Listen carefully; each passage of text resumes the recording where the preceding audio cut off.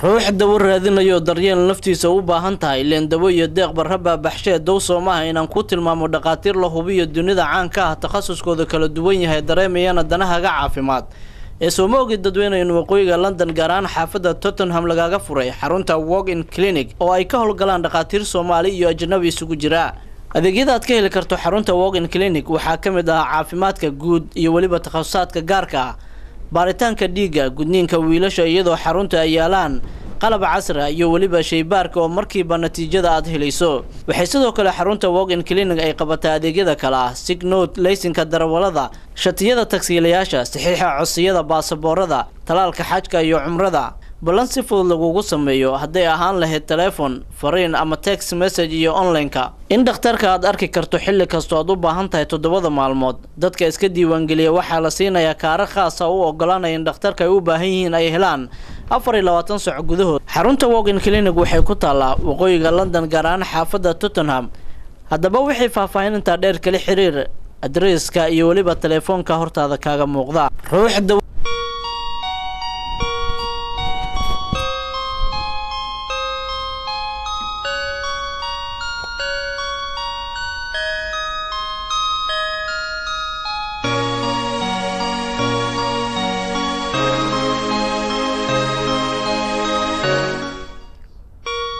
بسم الله الرحمن الرحيم السلام عليكم ورحمة الله وبركاته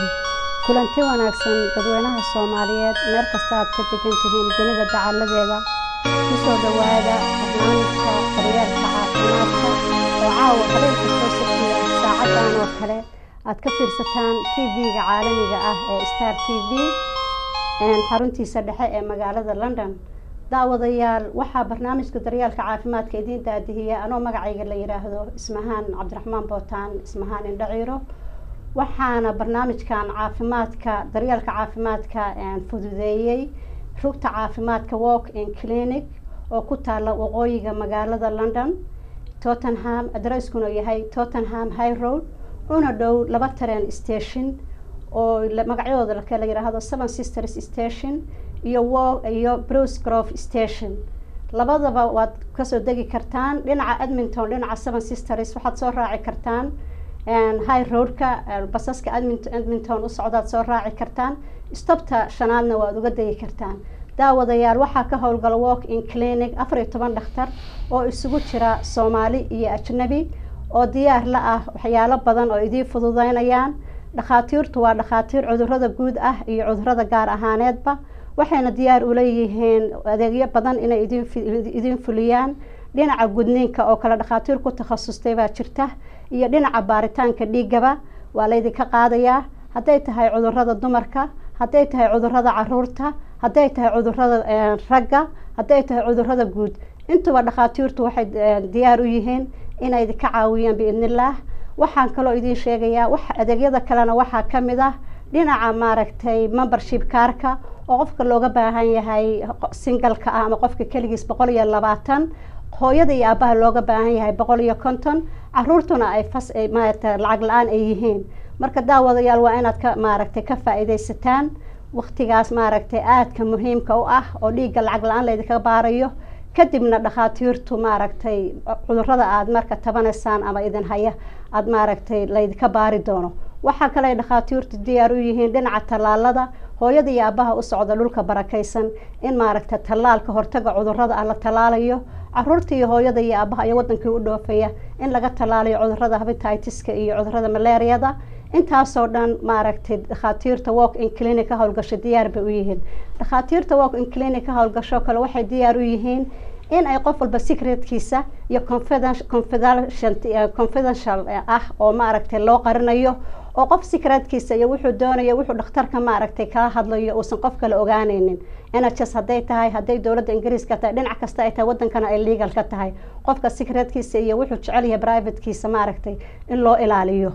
ay xaq ku jiro waxaan kaloo idin sheegayaa qofka tagaasida shatiyada tagaasida talaalka maaragtay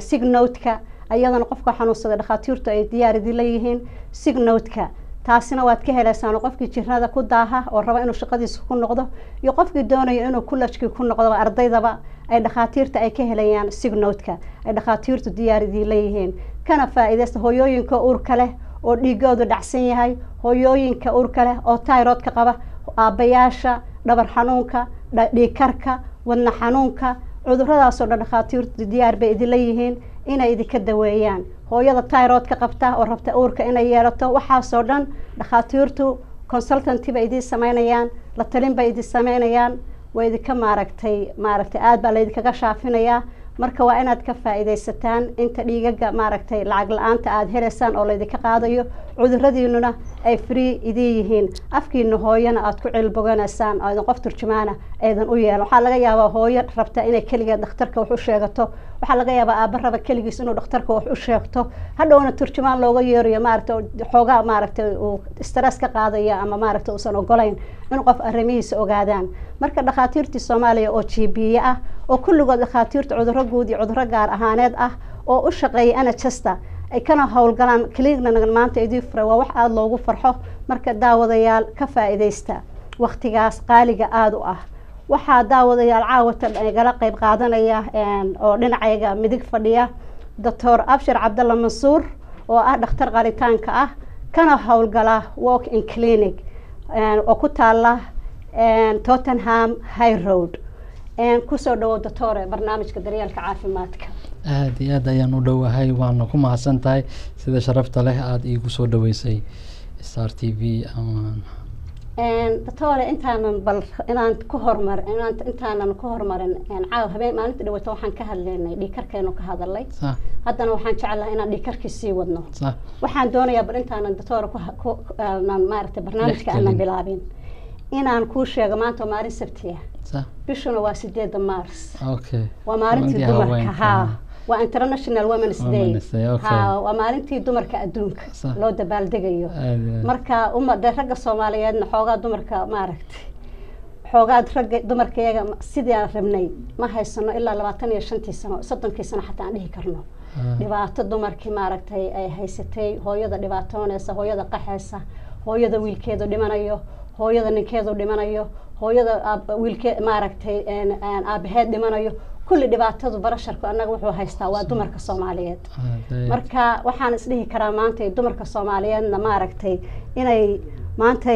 wacyigelinta aan siinayno dhakhaatiirtu kaliya ma sheegaan iyo dadka nursingka professional dadka healthiga kaliya inay sheegaan maaha caafimaadka dhinaca kalena waa ka qayb gali karnaa oo ah wacyigelinta dhinaca Soomaalida iyo hooyooyinka iyo dumarka iyo dadka dhan inaan wacyigelin la siiyo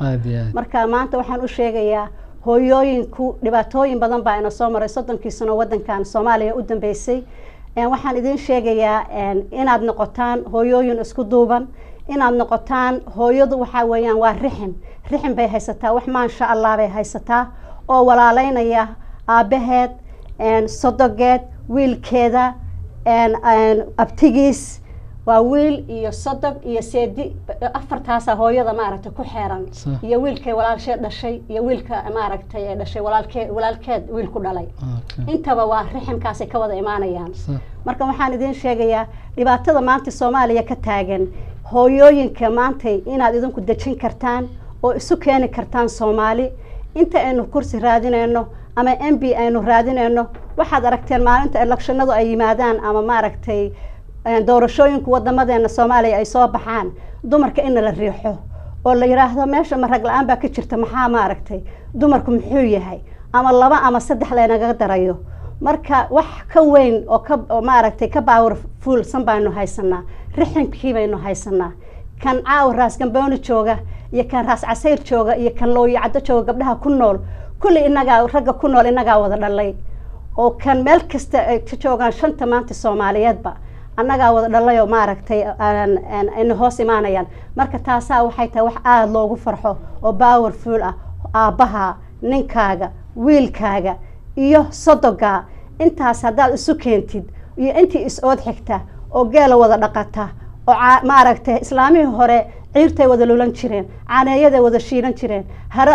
harada maaragtay wada soohi jireen way soo ag fariisan jireen way sheekaysan jireen odayaashu geed hoostiisa ku tashan jireen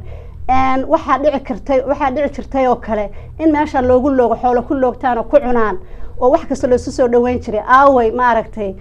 dhalashadii aawa riximkii waa in riximkii iyo hooyadii la soo celiyo hooyadu maaha inay qabiil noqoto qabiil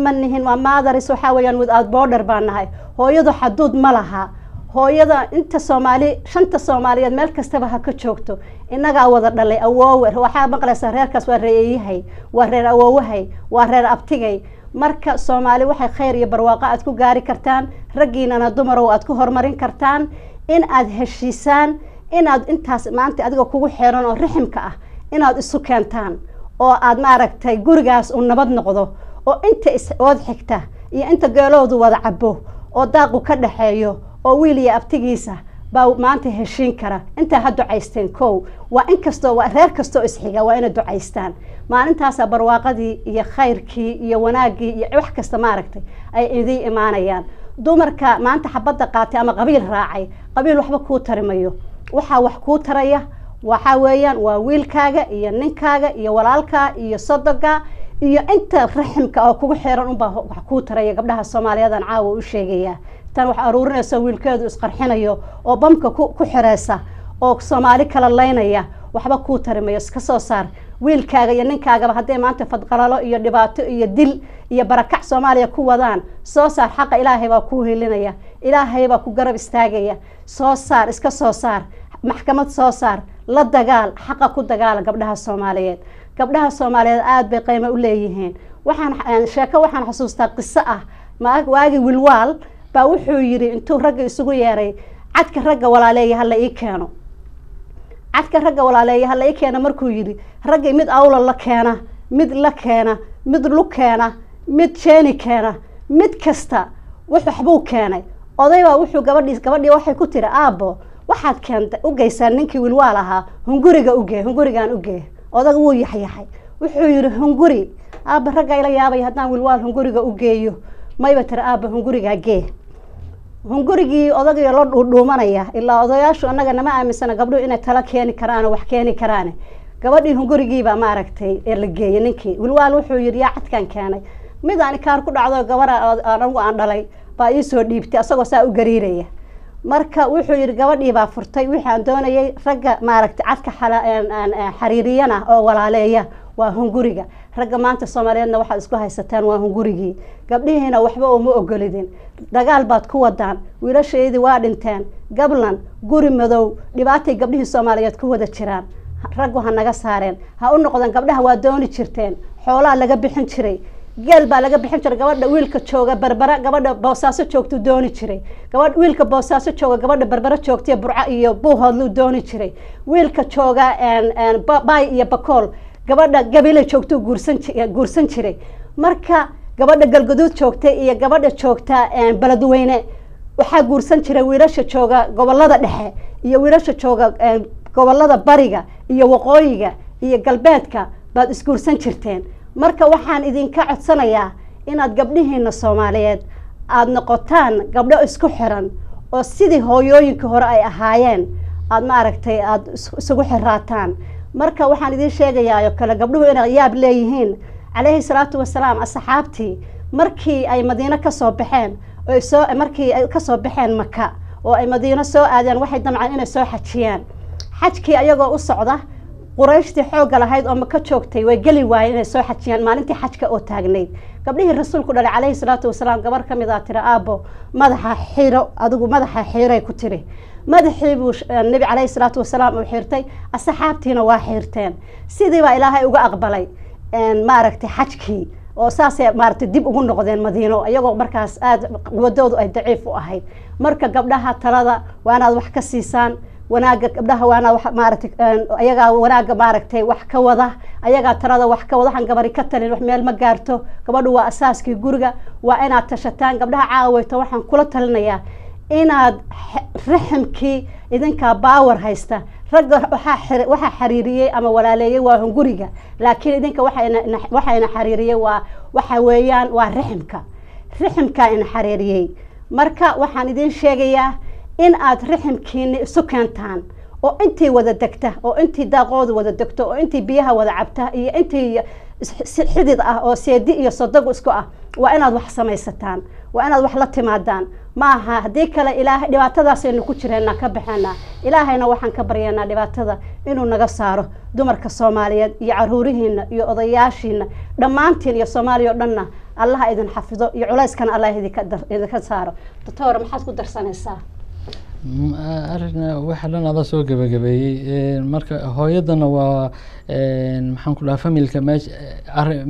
power meesha ugu weyn waaye ayadana maslaxa iyo dhibaato oo dhan ayada ka saari karto haddii inta qofood ay soo tirisay ay isu keentay ay heshiisiiso aad iyo haddana doctor waxaa leedahay waa dhulkii hooyo waxa erey kastana waxa la raacsan hooyo wax walba hooyo raacsan tahay marka hooyada ayada wadankii dhisi karta shakhsi aad u muhiimsan ah oo wax walba maanta dhibaatada taagan ka bixin kara ayaan aaminsanahay inay tahay hooyada aad iyo aad daawadayaal 8 maarso waa maalinta haweenka adduunka waxaana la asaasay 14 bishii March baa la asaasay waxaa la asaasay 1914 baa la asaasay maalinta International Women's Day-ga maalinta haweenka adduunka maalintaas la asaasay marka maalinta anagu hal qarni baynu dib uga dhacno dhibaato aan ku jirnay marka dumarka Soomaaliyeed ha tashadeen khayrka iyo wanaaga iyo rixinka iyo isu keenida Soomaali ha ku maaragtay taas ha ku dadaaleen ilaahayna meelaad joogtaan baa Allah idin xafido Allah idin badbaadiyo idinka iyo caruurihiina Soomaaliya wadankii iyo dibadda meelaad ka joogtaan waxaan kaloo idin sheegaya raggeena Soomaaliyeed caruuro badan oo ajnabi ah aynu dhalay inay Soomaaliya u soo socon doonaan mar dhow imaan doonaan oo ay ka mid yihiin Ingiriis Talyaani Turki Carab Jamaican madow cid kasta waa guursadeen gabdhihii Soomaaliyeed marka bal idinku tashada bal dib isugu noqdo tashada taasna waa su'aalan idin sheegay doctore waxaan ku sheegayaa waxaanu ka hadlaynaa haddana waxaan galaynaa barnaamijkii caafimaadka daryeelka caafimaadka waxaan ka hadlaynaa dhiigkarka marka qofkii jecel dhiigkarka dhakhtarka iyo qofkii gabdhihii su'aalo weydiinaya wiilashii iyo dadkii iyo odayaashii kulli diyaar buu dhakhtarku idin yahay kana faa'iideysta doctor ku soo dhawow doctor waxaynu ka hadalnay barnaamijka dhiigkarka hay baratashankeenu ka hadalnay waxaynu rabnaa caawayto inaan ka hadal low blood pressure-ka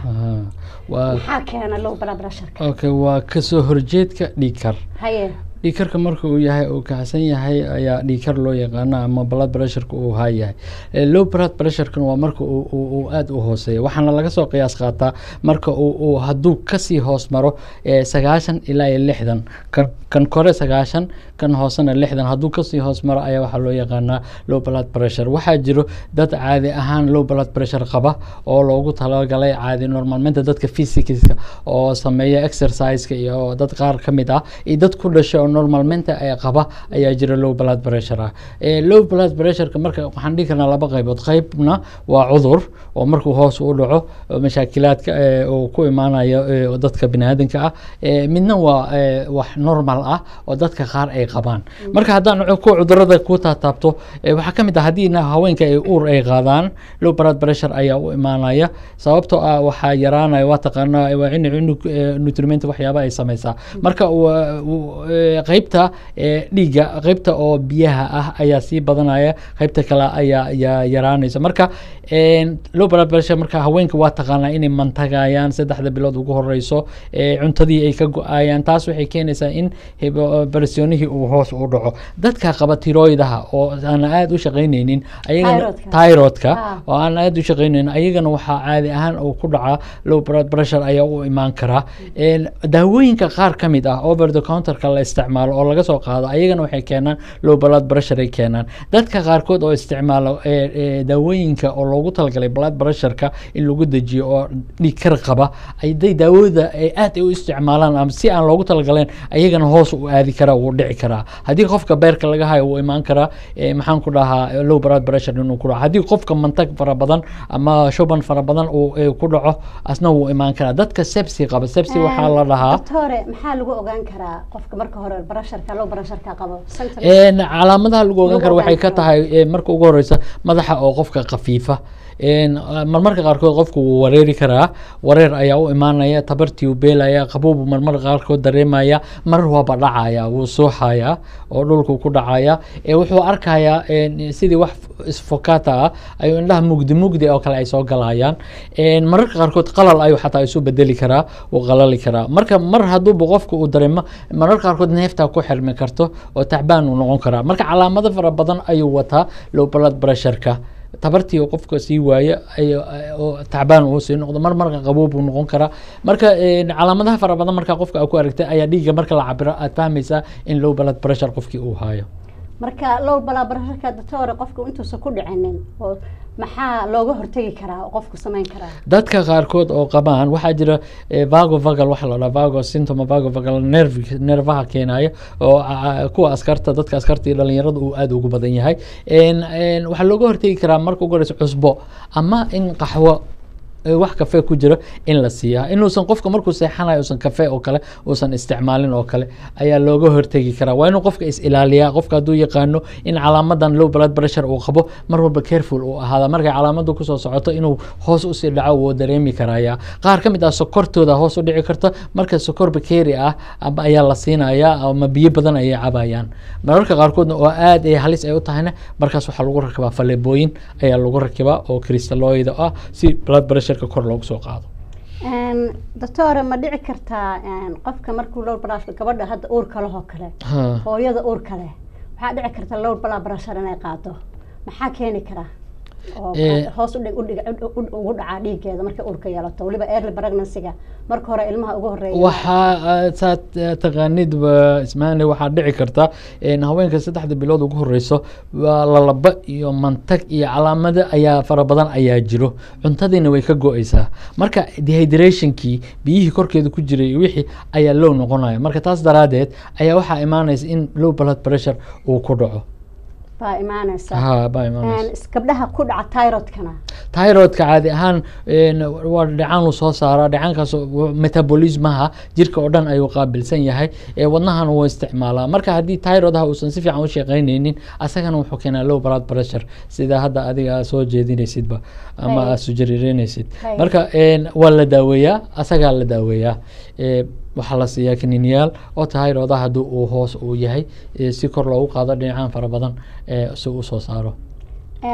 hooyadu markay uurka leedahay oo doctor oo kale ayadu ilmahaas maaragtay ma ka qaadi kartaa thyroidka ma u gudbin kartaa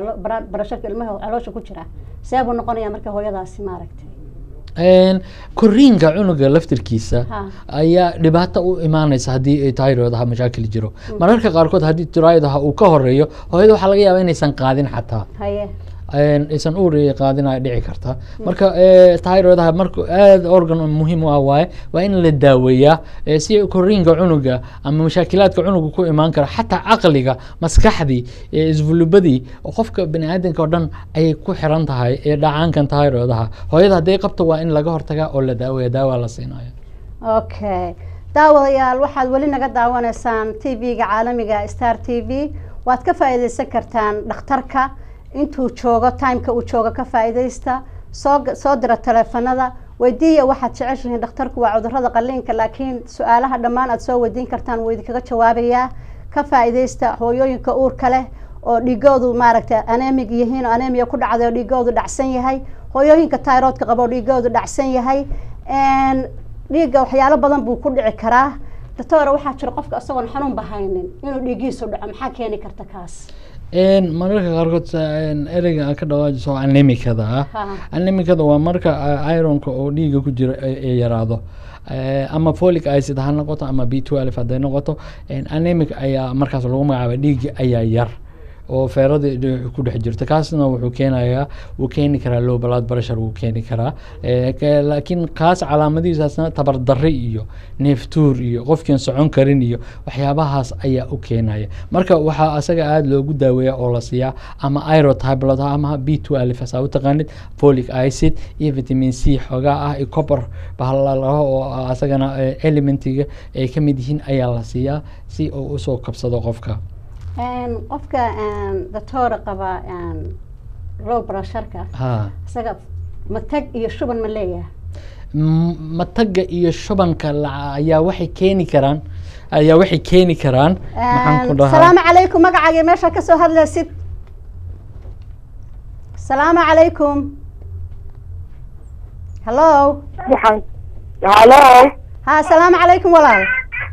عليكم السلام والله وانت مقليا مقعد سمسم بالي هذا سمسم حقات كسو هادلسا دلك شرملك ولال سمسم maxaad jeceshay dhakhtarka inaad weydiisid walaal waxaan jeclahay inaan weydiiyo xaamilaan ahay haye waxaan yeeshaa habeenkii markaan seexdo sidii inaad moodo ama aan jiifaba in ay naqas ii qabqabanayo haye marka mana garan karo waxa ay tahay imise bilood baa tahay samsam bishii 9aad baan ku jiraa bishii 9aad baa ku jirtaa marka neefta ku qabanaysa neeftaada ha sidii qof naqas ku qabanaya noqonaya markaan habeenkii jiifo ama aan soo jeedo xitaa inaan hurdin hawa neefta difficult of the breathing ayay sheeganaysaa difficult of breathing hadda qof oo xaamila waa 9 bilood sida aad taqaanid caloosha way buuxdaa marka maxaan ku dhahaa diaframaha muruqa ayaa kor u soo qaadsamaya marka cariiri ayaa jiri kara si mechanic ah wax mechanic ah uu keeni karaa oo neefta inay dhibto marmar cariiri ay gasho hadda waxa laga yaabaa haddii hal mar ay dhasho inay waxaas dhan ay ka baaba'aan mararka qaarkoodna neefta ay ku xirmi kartona wax psychological way noqon kartaa oo mashaakilaad ah haddii aysan qabin maxaan ku dhahaa wax cad sida asma oo kale neef aysan qabin ama xasaasiye allergy aysan qabin ama aysan ku ahayn marka waxyaabaha hadda aad ugu badan aan xooga aan saari lahaa maadaama ay dhalmadiina ay soo dhow 9 biloodna ay tahay calooshiina aad u weyn tahay in mechanic ay tahay mashaakilka ayaan u badinaya ha samson waad maqlaysaa walaal salaam hello samson ka baxdaa laga yaabaa doctore waxaanu ka hadlaynay dhinacan shubanka iyo mataga shubanka iyo mataga ayaga ayaa keeni kara in qofka uu ku dhaco low blood pressure sababtoo dehydration السلام عليكم مقعد ماشي كسو هادلسيد ها السلام عليكم مقعد ولا مقعد فاطمه لا يراهدا هيا فاطمه ما حد عشان دكتور كانت ويديسيد ولا waxaan doonayay dhakhtarka inaan weydiiyo inan yar oo aan dhalay oo 19 years old ayaa thyroid overactive haysata haye marka maxay ahaydey waxay siin jireen 15 mg carbamazide haye marka waa laga joojiyay 2 jeer oo hore markii uu normal noqday thyroidkeedii haddana wuu soo noqday marka waxay ku leeyihiin medication-kana kuma fiicne waxaanu doonaynaa inaanu ku siino radioactive iodine waxaana yidhaahdaan ma garanaye overactive-ka haye marka waxaan doonaya walaala dhakhtarka inaan weydiiyo any side effect ma laga heli karaa radioactive-ka lagu samaynayo aad u active u yahay miya ما over active بين يا يلا لقول شاقي بدنا ويلوستيا over active ميا over عاد مو شقينا يا تايروتك ها very over active ها اوكي mararka qaarkood ay isticmaalaan yoodiya oo raajo la socoto ionisation-aha haddii uu saas uu yahay maadaama ay yar tahay waxay rabaan meelo focolaya jiro meelo ka mid ah ayaa si zaid ah usoo saaraya dhacaankan oo hormoonka marka waxay rabaan yoodi inay siiyaan yoodiyaas waxaa haysta wax raajo bixinayo oo baabi'inaya meeshaas kaas mashaakil ma laha hadday ay ku sameeyaan si aan loo qalin ayay rabaan inay ugu badbaadiyaan marka mashaakil ma laha yoodii oo raadiyaasyonaha hadday isticmaalaan maadaama qofku uu yar tahay ha walaala marka side effect miyay leedahay waan ka baqanayaa radioactive-kan waxaan doonayaa inay medication-keeda ay iska wadato because 2 goor oo horeba way normal bay noqotay markay medication-keedii waday ma doonayo radioactive-kan ها لكن مشكلة جرت هذه داودي أساسيت هذا نمر أو هذا جسيت هذا نمر كل سؤال نقولنا مشاكل كي مركا هالمر إنها إسك حلسيت أو راديو دي على استعماله أو حل ديفينيتيف على جاروسي مركز صادم جوفا والولين ما دام هذا نقف كينو يريها سجالي تبنجر هذا ويرتاحي هالمر إن لقاه تجاوب نكسنا لهاد الله عافية ولا هدي أي نقطة ولا لا عند أكتف هدي نقطنا markaas waxay siinayaan daawooyin siinayaan oo macnaha oo u bedeli kara ama caawin kara maxaan ku dhahaa thyroidaha kaas mushkila ma laha marka wax side effect ma aha inaanu side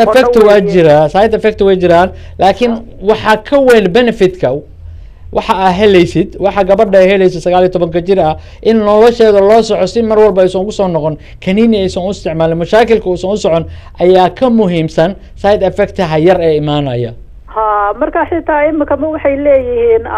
white blood cell-kaagii baa very low marka aad qaadanayso medication-kan taasaa kuu fiican bay leeyihiin anigu iyo tii yaraydna waxay leedahay underactive haddii ay noqoto waan naaxayaayo ma doonaayo mama inay hadda ka fakarto naaxid iyo ma aha mashaakilka weyna meesha yaalo markuu aad u mashaakilo fara badan ay imaanayo waxay nervosism ay ka mid tahay mashaakil oo xagga maskaxiyana imaan karo marka mashaakilaadka u imaanayo markuu aad u shaqeynayo ayaa badan ha laga hortago ay ka fikirin cayil iyo waxaas wax mashaakil ah oo waxa aad u yar waaye qiimahooda cayilka iyo waxaas marka hal la fiiriyo daawada hadda loo fargareynayo barkay meel walbana lagama helayo okay marka waan ku dhaqaaqnaa hadda appointment baanu haysanaa radioactive-ka insha allah ha tala badan ha samayso tala badan samee walaal Allah ku caafiyo gabadha doctor waxaynu ka hadlaynay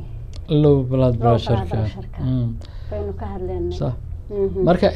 saan ku sheegay basmahan qaar dad kamid ah dadka oo sportiga sameeya ama carara ama banooniga dheelo low blood pressure iska qabaan qaar iska qabo oo wax normal ah dad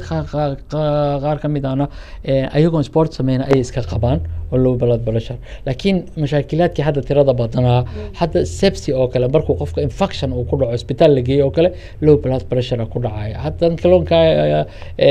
aan iloween ku daray ahayd allergic xasaasiyada allergic hadii daawo khatar ah ama waxa allergy uu yahay shaaw gali kara shock anaphylactic wax la dhahay low blood pressure xididadii oo dhiigooda ayaa ballaaranaya oo weynaanayaan dhiigii si slow ku soconaya kaas shock uu keeni kara oo shock waxa la dhahaa markuu qofku miirka beelo oxygentii iyo nutrientihii oo maskaxda dhiigga la geenaa ayaa yaraanaya taas waxay keenaysaa shock keenaysaa marka tiraday ka badan yihiin waxyaabaha keeno maxaan ku dhahaa haddii cunug uu qandho zaa'id ah ee qabato oo waxa cudurku rabo ha noqdo asagana pressure-ka hoos u dhacaya ilmaha yar ama qof weyn xataa hadii temperature-ka xumada temperature-ka high uu noqdo low blood pressure uu imaanaya السلام عليكم magacaaga meesha ka soo hadlaysid وعليكم السلام walaal magacayga Zahra la dhahaa baa waxaan ka soo hadlayaa Sweden Zahra maxaad jeceshahay dhakhtarka inaad weydiiso waxaan rabaa inaan weydiiyo walaal waan xanuunsanahay waxaa la igu sheegay thyroid oo thyroid ah hadda ka hor baaris la igu suubiyay bishii January marka dhiigii koobaad January laga qaaday hadana dhiig labaad baa la igu xishay wuxuu dhahay dhakhtarkii hadana okay ah tahay laakiin xanuunka waan dareemayaa wuxuu ii ballamiyay oo kale scan-kan oo uu yiri waxaan ka fiirinayaa inuu markii hore uu gaaray qanjir oo hypophysin ma la dhamaaqan madaxa ku jira inuu gaaraan ka markaas ka bacdan daawo ku qorayaa uu markii hore ugu yiri markuu iga helay ma uur baad leedahay Saaro dhiigii labaad iga qaadana wuxuu ii yiri hadana normal baa tahay marka arintaas maxay noqon kartaa magacaaga soo Sahra ma ahayn Sahra ma uur baad leedahay may marka hadda thyroidaha normal u shaqeynaa muu ku yiri dhakhtarka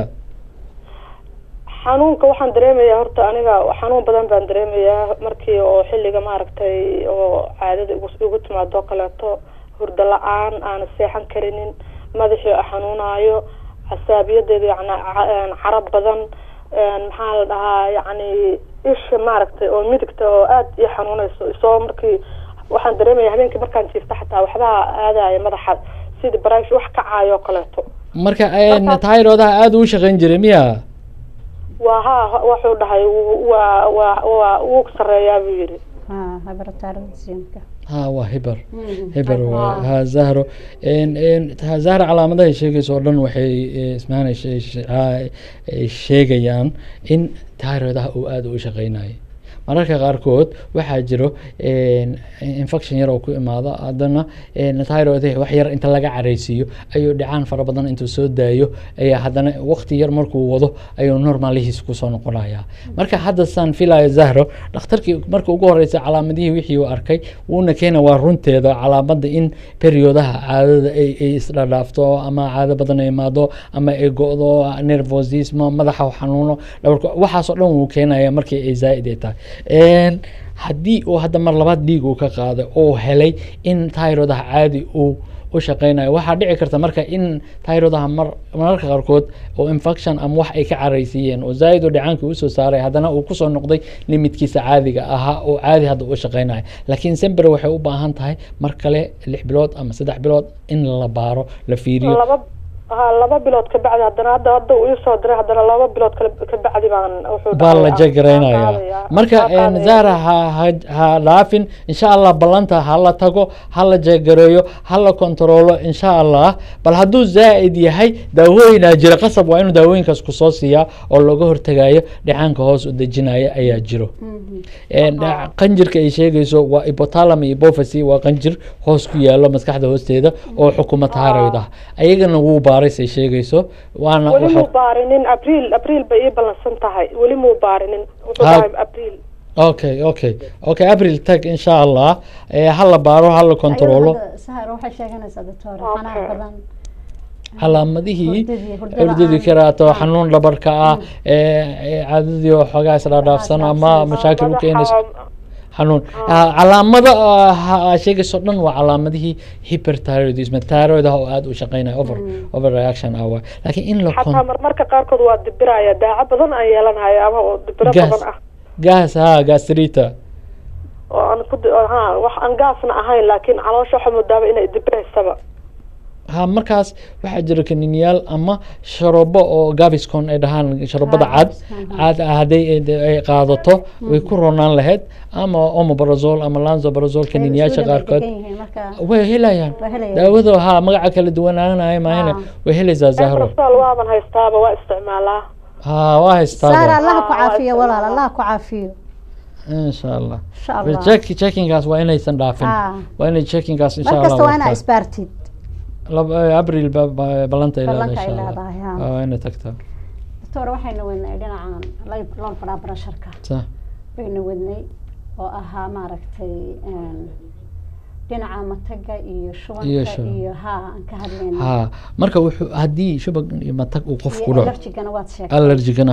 haduu ku dhaco saa u taqaanid wuxuu beerdareynaa electrolytes wax fara badan ayuu beerdareynaya mantagaas iyo shubankaas wuxuu keenayaa dehydration biyihii dhiiga oo yaraada biyaha qofka ku jira ayaa yaraanaya marka more oral rehydration fara badan in la siiyo ama marmarka faleba in la rakabo oo IV fluid la siiyo عليكم السلام مقعد ماشا كسو هدلسيد وهوي Soomaaliyeed waxaan ka hadlaa dalka Netherlands haya walaal maxaad jeceshahay dhakhtarka inaad weydiiso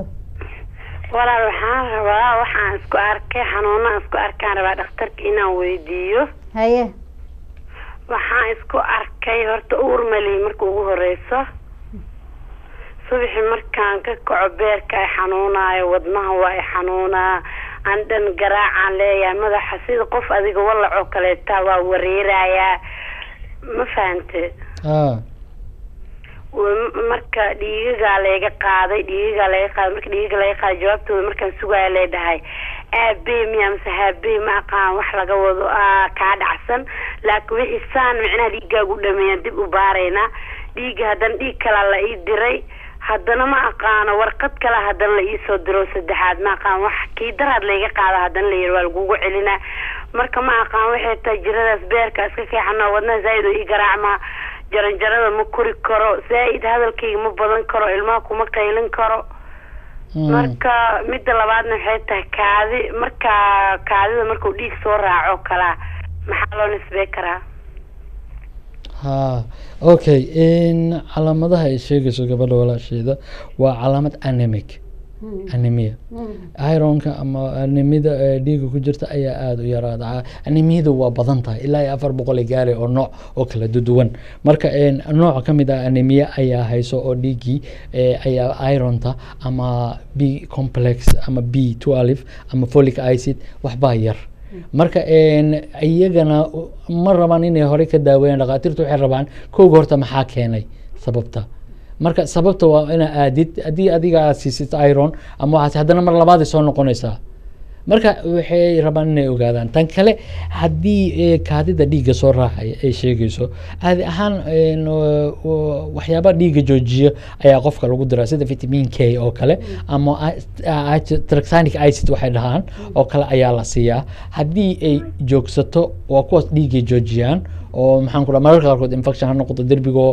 wax uun sababa ayaa jirta oo keenayo laakiin in la baaro kaada laftirkeeda la qaado dhiigga quantitada cadada ku jirto wax dhan in la eega ayay u baahan tahay marka hadii daawooyinkaas vitamin K ga ama tranexamic iyo wax qaban waayaan waxay sameynayaan dhaqaatiirta ayaa baarayso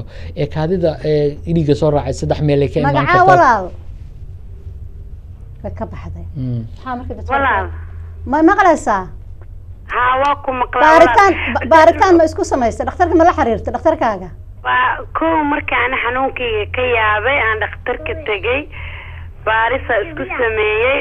kulli macakaadi laga wada qaaday jawaabtii u noqday waxa la yiraahdaa fashi ma qabtid laakiin dhiigaaga aad waxa la yiraahdaa laaq waxa la yiraahdaa ma fahantay laakiin wixii keenay inaan baarno waa leegu dhahay marka waayaan ku dhahay maalintii ka dambeysay iyadoo dhiig loo diray kaadida dhiiga soo raacday isla maalintii waa wacay markaas ku dhahay kaadida dhiiga lagu arkay fashi ma qabtidaan igu dhahday maxaa sababi karo kaadida hadda soo qaada keena la igu dhahay kaadidaan geeyay marka kaadida markay ku arkeen kaniin aad u malaysid ma qaan barast capsule miya ma qaan ii soo qoreen muddo 5 maalmood cunaa la dhahay 2 maalmood marka cunan uu iga joogsado ma fahanta caadi aan noqday kaadida marka dhiiga soo raacay xanuuna la socday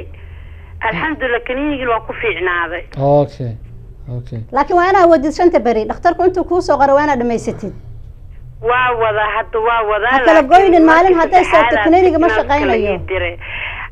laakiin beer xanuunka hadda waxa isleedahay beerku kale tama qusay dhig la'aanta baa keenaysa isleedahay maya beerka horta ma xanuuno beerka sababtoo nervo ma yaalaan beerka ma xanuunayo bogga waaye meesha xanuunayso bogga waaye caloosha u dhow ma fahantay marka beer laakiin ma xanuunayo caadi ahaan bogga ayaa xanuunaya sida gastrite uu kala noqon karaa bog xanuunkaas sidii aan sheegayno oo kale waxay isticmaali kartaa Gaviscon oo kale ama dhakhtarka haday u sheegto xataa kaniini uu soo siinaya hadii boggaas oo xanuunayo laakiin wararka ay sheegayso tabar darrida jaranjarta oo aan la kori karin leftura kuwaas oo dhan waa anemic hooyooyinka Soomaaliyeed cunto nafaqo leh isku dheelatiran ma cunaan iyana ma cabaan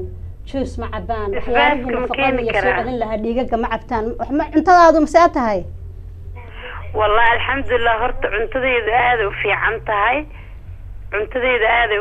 laakiin beerkaas haddana ka sii shakiyay maadaama raashinka cuno waa qaadma ma xamili karo beerka waa qaadma labalaba ay qabayso qof maarta ma takaayo kala gastrite waaye walaal gastrite waaye beerka caadi ahaan nervo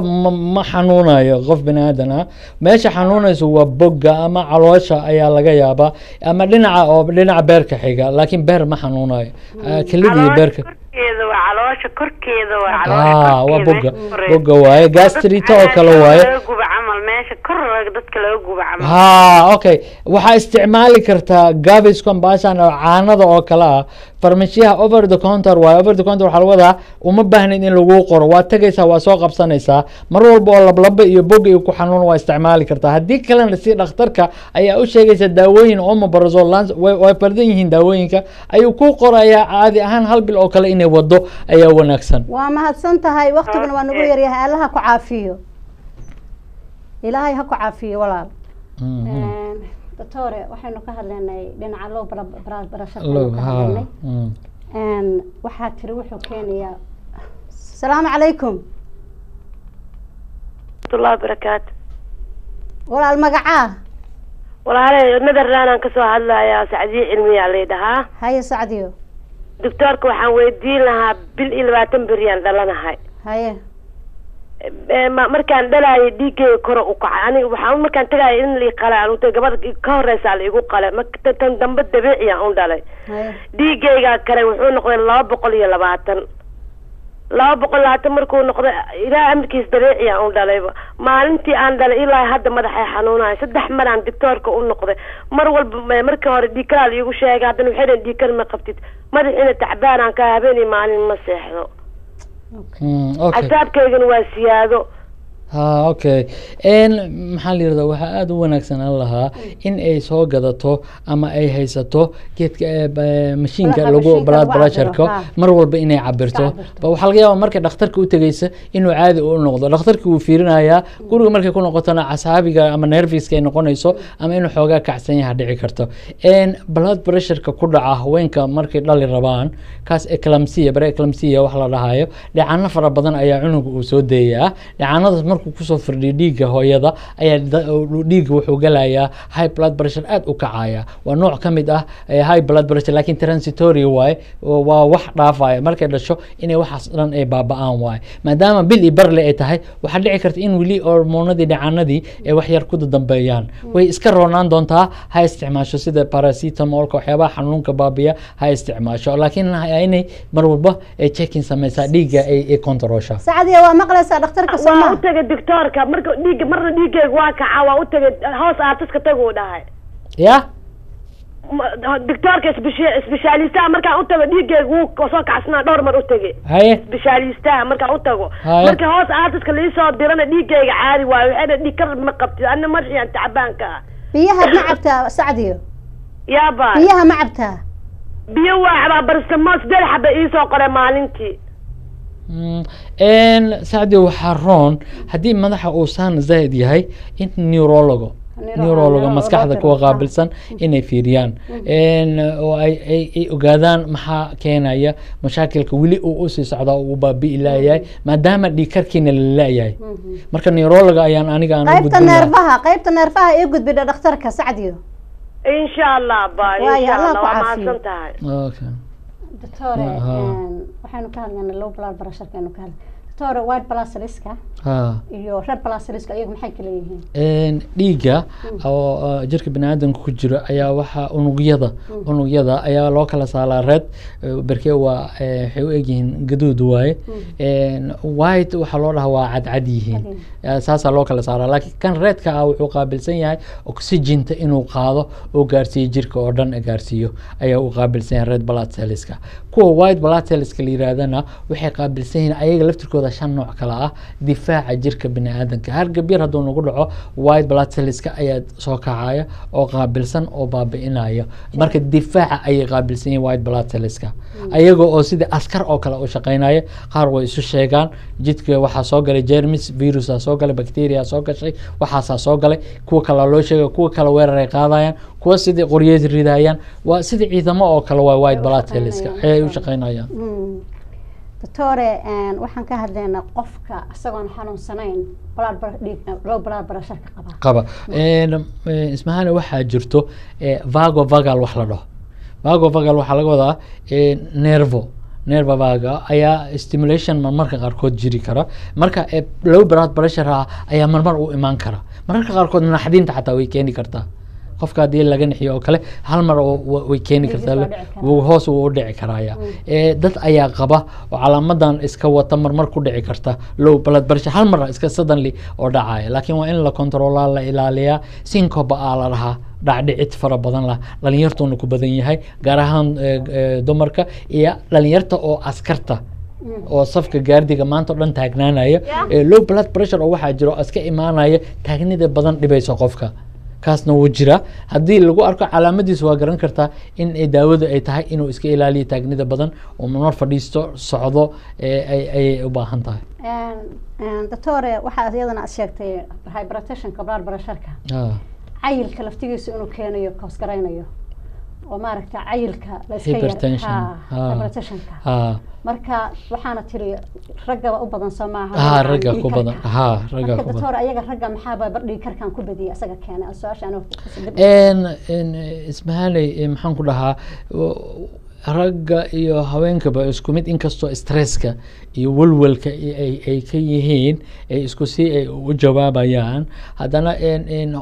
hooyooyinka ama haweenka waxay qabaan estrogen dhacaan hormones ay qabaan oo ilaa laga hadhow ay ka gaarayso menopause ay ka go-ayso caadada markay go-ayso ayaa hormoneskaas ay yaraanayaan kaas marka mashaakil oo dhan markay ay yaraadaan ayay kusoo furmi karaa laakiin wuxuu ka mid yahay waxyaabaha difaacaya haweenka difaaca ayuu ka mid yahay estrogen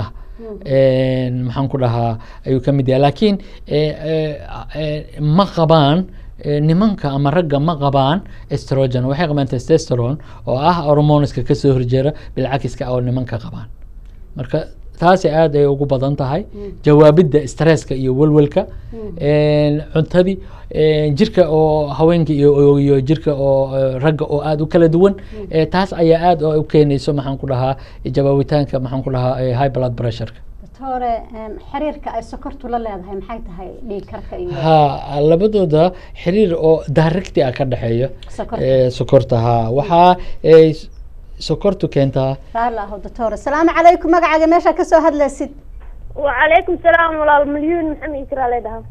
magaca walaal milyuun xagee ka soo hadlaysaa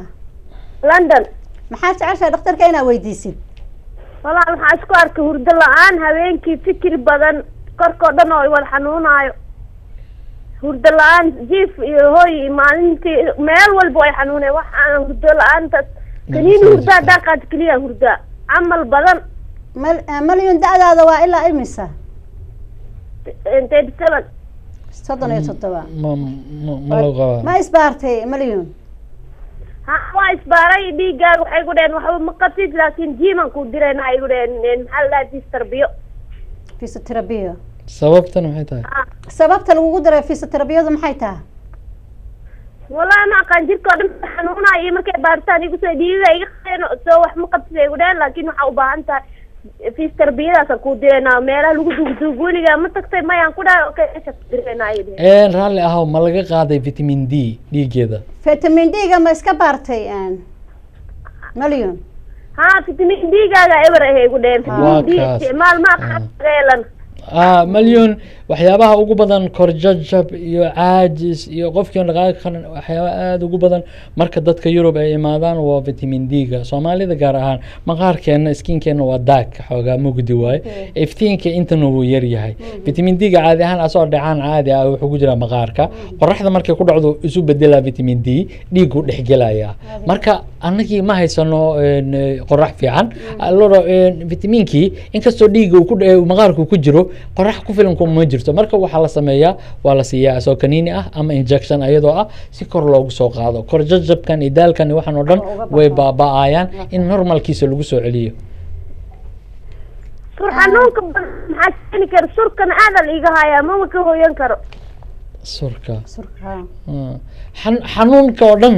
wuu iswada wataa milyuune hal mar vitamin D-ga hadday ku siiyeen isticmaal si wanaagsan u isticmaal haddii uu aada u wanaagsanaado waxaa dhici karta surka xanuunkiisa xataa waa kaa baaba'aya waqtigu waa gabagaba waa mahadsan tahay doctore waqtigu waa nagu gabagaba waqtiga ka bixi lahayn baan ku jirnaa su-aasha ugu dambeysa aan ku weydiinayo doctore waxay tahay muxuu la yeelan karaa xiriirka sokorta sokorta waxaa ismahani waxaa ka dhexeeya xiriir direct ah ayaa ka dhexeeya maxaan ku dhahaa sokorta iyo sababtoo ah sokorta waxay keenaysaa xididada jirka oo xirxirmaan inay xirxirto keliyaha oo dhibaato u keento indhaha oo dhibaato u keento haddii ay xirxirto xididadii dhiiggii kuma mari karo sidii la rabay uma dhex maraayo marka kor ayay u qaadi kartaa okay daawadayaal waqtigu waa gabagabo waxaa caaway barnaamijkan idiin soo taadihinaysa anoo magacayga la yiraahdo ismahaan cabdiraxmaan bootaan waxaana barnaamijkan fududeeyey walk in clinic oo surgery oo ku yaala Tottenham High Road waxaana caawa igala qayb qadanayay doctor Abshir Cabdalla Mansuur intaasaan idinkaga tageynaa waano week sabtida soo socota haddii ilaahay yiraahdo wassalaamu calaykum waraxmatullaahi wabarakaatuh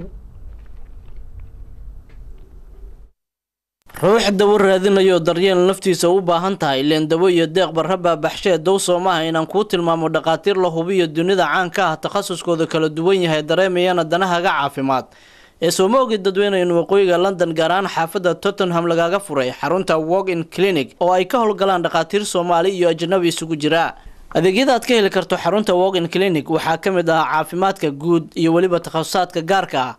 baaritaanka dhiigga, gudniinka wiilasha iyadoo xarunta ay yaalaan qalab casri ah iyo waliba shaybaarka oo markiiba natiijada aad helayso. waxay sidoo kale xarunta walk-in clinic ay qabataa adeegyada kala ah sick note, laysanka darawalada, shatiyada taksiilayaasha, saxiixa codsiyada baasaboorada, talaalka xajka iyo cumrada. balan si fudud lagugu sameeyo hadday ahaan lahayd telefoon, fariin ama text message iyo online-ka. in dhakhtarka aad arki karto xilli kasta aad u baahan tahay 7 maalmood. dadka iska diiwaangeliya waxaa la siinayaa kaara khaas ah oo ogolaanaya in dhakhtarka ay u baahan yihiin ay helaan 24 saac gudahood. xarunta walk-in clinic waxay ku taalaa waqooyiga London gaar ahaan xaafadda Tottenham.